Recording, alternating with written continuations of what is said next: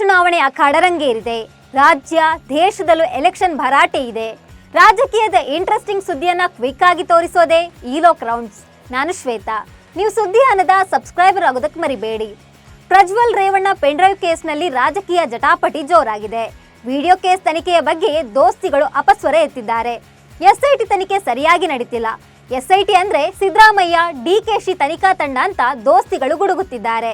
ಇದೀಗ H D Kumaraswamy ಕೂಡ SIT ತನಿಖೆ ಬಗ್ಗೆ ಅನುಮಾನ ವ್ಯಕ್ತಪಡಿಸಿದ್ದು ರಾಜ್ಯಪಾಲರನ್ನ ಭೇಟಿ ಮಾಡಿದ್ದಾರೆ. ತನಿಖೆಯನ್ನು ಎಸ್ಐಟಿ ಪಾರದರ್ಶಕವಾಗಿ ನಡೆಸುತ್ತಿಲ್ಲ ಅಂತ ರಾಜ್ಯಪಾಲರನ್ನ ಭೇಟಿಯಾಗಿ ಎಚ್ಡಿಕೆ ದೂರು ನೀಡಿದ್ದಾರೆ. ಕಿಡ್ನಾಪ್ ಕೇಸ್ನಲ್ಲಿ ಮಾಜಿ ಸಚಿವ ಎಚ್ ಡಿ ರೇವಣ್ಣ ಜೈಲು ಸೇರಿದ್ದಾರೆ. ಈ ಪ್ರಕರಣಕ್ಕೆ ಸಂಬಂಧಿಸಿದಂತೆ ಮಾಜಿ ಸಿಎಂ ಎಚ್ ಡಿ ಕುಮಾರಸ್ವಾಮಿ ಅವರು ಡಿಸಿಎಂ ಡಿಕೆ ಶಿವಕುಮಾರ್ ಅವರಿಗೆ ಸವಾಲು ಹಾಕಿದ್ದಾರೆ. ಇದಕ್ಕೆ ಕಥಾನಾಯಕ ಕುಮಾರಸ್ವಾಮಿ ಅವರಾಗಿದ್ದಾರೆ. ಡೈರೆಕ್ಟರ್, ಪ್ರೊಡ್ಯೂಸರ್ ಎಲ್ಲ ಇವರೇ ಎಂದಿದ್ದ ಡಿಕೆ ಶಿವಕುಮಾರ್ ಅವರಿಗೆ ಎಚ್ಡಿಕೆ ತಿರುಗೇಟು ಕೊಟ್ಟಿದ್ದಾರೆ.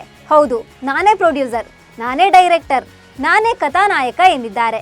ಕ್ರೇಜಿ ಸ್ಟಾರ್ ರವಿಚಂದ್ರನ್ ಅವರದ್ದು ದೃಶ್ಯಂ ತರ ಸ್ಟೋರಿಗಳು ಸಿನಿಮಾದಲ್ಲಿ ಈಗಾಗಲೇ ಬಂದು ಬಿಟ್ಟಿವೆ. ಸ್ಟೋರಿಗಳಿಗೆ ಕಥಾನಾಯಕ ಬೇಕು ಅಲ್ವಾ, ನನ್ನನ್ನೇ ಕಥಾನಾಯಕ ಮಾಡ್ಕೊಂಡವ್ರೆ ಅಂತ ಕುಮಾರಸ್ವಾಮಿ ಗುಡುಗಿದ್ದಾರೆ. ಎಚ್ ಡಿ ರೇವಣ್ಣ 7 ದಿನಗಳ ಕಾಲ ನ್ಯಾಯಾಂಗ ಬಂಧನದಲ್ಲಿದ್ದಾರೆ. ಪರಪ್ಪನ ಅಗ್ರಹಾರ ಜೈಲಿನಲ್ಲಿ ರೇವಣ್ಣಗೆ 4567 ಎಂಬ ಕೈದಿ ನಂಬರ್ ನೀಡಲಾಗಿದೆ. ಜೈಲಿನಲ್ಲಿ 1 ದಿನ ಕಳೆದಿರುವ ರೇವಣ್ಣ ರಾತ್ರಿ ಮುದ್ದೆ, ಚಪಾತಿ, ರೈಸ್ ಸಾಂಬಾರ್ ಸೇವಿಸಿ ಮೌನಕ್ಕೆ ಜಾರಿದ್ರು. ಇವತ್ತು ಬೆಳಿಗ್ಗೆ 5:30ಕ್ಕೆ ಎದ್ದು ಕಾಫಿ, ಟೀ ಸೇವಿಸಿದ್ದಾರೆ. ಹೊರಗಿನ ವಿದ್ಯಮಾನ ತಿಳಿಯಲು ನ್ಯೂಸ್ ಪೇಪರ್ ವ್ಯವಸ್ಥೆ ಮಾಡಲಾಗಿದ್ದು ರೇವಣ್ಣ ದಿನಪತ್ರಿಕೆ ಓದಿದ್ದಾರೆ. ಜೈಲಿನ ಮೆನುವಿನಂತೆ ರೇವಣ್ಣಗೆ ಪುಳಿಯೋಗರೆ ನೀಡಲಾಗಿದ್ದು ಸಾಮಾನ್ಯ ಕೈದಿಯಂತೆ ದಿನ ದೂಡುತ್ತಿದ್ದಾರೆ. ಈ ಮಧ್ಯೆ ರೇವಣ್ಣಗೆ ಹೊಟ್ಟೆ ನೋವು ಕಾಣಿಸಿಕೊಂಡಿದ್ದು ಜೈಲಿನಲ್ಲಿ ವೈದ್ಯರು ಚಿಕಿತ್ಸೆ ನೀಡಿದ್ದಾರೆ. ಬಿಜೆಪಿ ಅಭ್ಯರ್ಥಿ BY ರಾಘವೇಂದ್ರ ವಿರುದ್ಧ KS ಈಶ್ವರಪ್ಪ ಚುನಾವಣಾ ಆಯೋಗಕ್ಕೆ ದೂರು ನೀಡಿದ್ದಾರೆ. ಮತದಾನಕ್ಕೆ ಕೆಲವೇ ಗಂಟೆಗಳು ಬಾಕಿ ಇರುವಾಗ ಈಶ್ವರಪ್ಪ ಕಣದಿಂದ ಹಿಂದೆ ಸರಿದಿದ್ದಾರೆ ಎಂಬ ಪತ್ರಿಕೆಯ ತುಣುಕು ಹಾಗೂ ಬ್ರೇಕಿಂಗ್ ನ್ಯೂಸ್ ಮಾದರಿಯ ವಿಡಿಯೋವನ್ನ BY ರಾಘವೇಂದ್ರ ಹರಿಬಿಟ್ಟಿದ್ರು.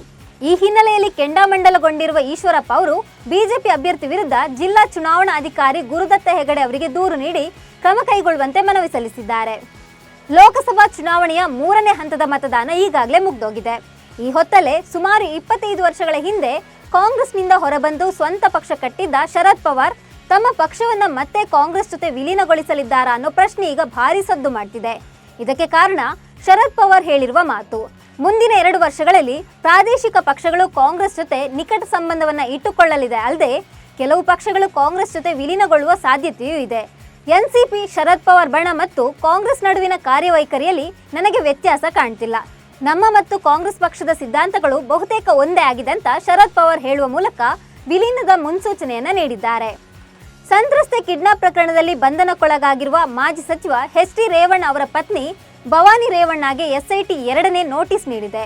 ವಾಟ್ಸ್ಆಪ್ ಮೂಲಕ 2ನೇ ನೋಟಿಸ್ ಕಳುಹಿಸಲಾಗಿದ್ದು 24 ಗಂಟೆಯೊಳಗೆ ವಿಚಾರಣೆಗೆ ಹಾಜರಾಗುವಂತೆ ಸೂಚನೆ ನೀಡಲಾಗಿದೆ. ಈಗಾಗಲೇ ಪ್ರಕರಣ ಸಂಬಂಧ ಆರೋಪಿಗಳಾದ ಎಚ್ ಡಿ ರೇವಣ್ಣ, ಸತೀಶ್ ಬಾಬು ವಿಚಾರಣೆ ನಡೆಸಲಾಗಿದೆ. ಅಲ್ಲದೆ ಸಂತ್ರಸ್ತೆಯ ವಿಚಾರಣೆ ಕೂಡ ನಡೆಸಿ ಹೇಳಿಕೆ ದಾಖಲಿಸಲಾಗಿದೆ. ಸಂತ್ರಸ್ತೆ ಹಾಗೂ ಸತೀಶ್ ಬಾಬು ವಿಚಾರಣೆಯಲ್ಲಿ ಭವಾನಿ ರೇವಣ್ಣರ ಹೆಸರು ಉಲ್ಲೇಖಿಸಿದ್ದಾರೆ ಎನ್ನಲಾಗಿದ್ದು ಈ ಹಿನ್ನೆಲೆಯಲ್ಲಿ ನೋಟಿಸ್ ನೀಡಲಾಗಿದೆ ಎಂದು ತಿಳಿದು ಬಂದಿದೆ. ರಾಜ್ಯದಲ್ಲಿ ಲೋಕಸಭಾ ಚುನಾವಣೆ ಮುಗಿದಿದೆ. ಆದರೆ ರಾಜಕೀಯ ಪಕ್ಷಗಳು ಬಿಡುವು ತೆಗೆದುಕೊಳ್ಳುವ ಮನಸ್ಥಿತಿಯಲ್ಲಿಲ್ಲ. ವಿಧಾನ ಪರಿಷತ್ ಚುನಾವಣೆ ಎದುರಾಗಿದ್ದು ಇದಕ್ಕಾಗಿ ಸಿದ್ಧತೆಗಳನ್ನು ಆರಂಭಿಸಿವೆ.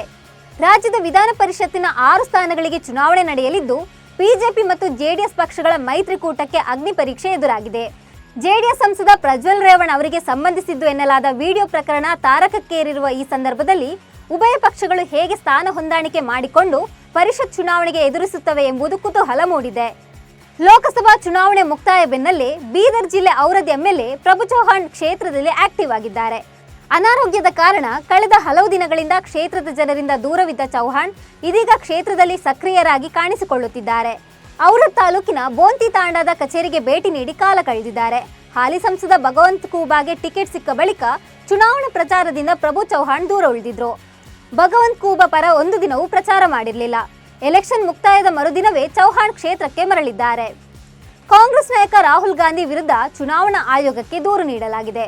ಬಿಜೆಪಿ ಮತ್ತೆ ಅಧಿಕಾರಕ್ಕೆ ಬಂದ್ರೆ ಸಂವಿಧಾನ ಬದಲಿಸುತ್ತದೆ ಎಂದು ರಾಹುಲ್ ಗಾಂಧಿ ನೀಡುತ್ತಿರುವ ಹೇಳಿಕೆ ವಿರುದ್ಧ ಕೇಂದ್ರದ ಸಾಮಾಜಿಕ ನ್ಯಾಯ ಖಾತೆಯ ರಾಜ್ಯ ಸಚಿವ ರಾಮದಾಸ್ ಅಠಾವಳೆ ಚುನಾವಣಾ ಆಯೋಗಕ್ಕೆ ದೂರು ನೀಡಿದ್ದಾರೆ. ಈ ಹೇಳಿಕೆ ನೀಡದಂತೆ ರಾಹುಲ್ ಗಾಂಧಿ ಮೇಲೆ ನಿರ್ಬಂಧ ಹೇರಬೇಕು ಅಂತ ಅಠಾವಳೆ ಒತ್ತಾಯಿಸಿದ್ದಾರೆ. ಇವಿಷ್ಟು ಪೊಲಿಟಿಕಲ್ ಹೈಲೈಟ್ಸ್. ನಮಸ್ಕಾರ.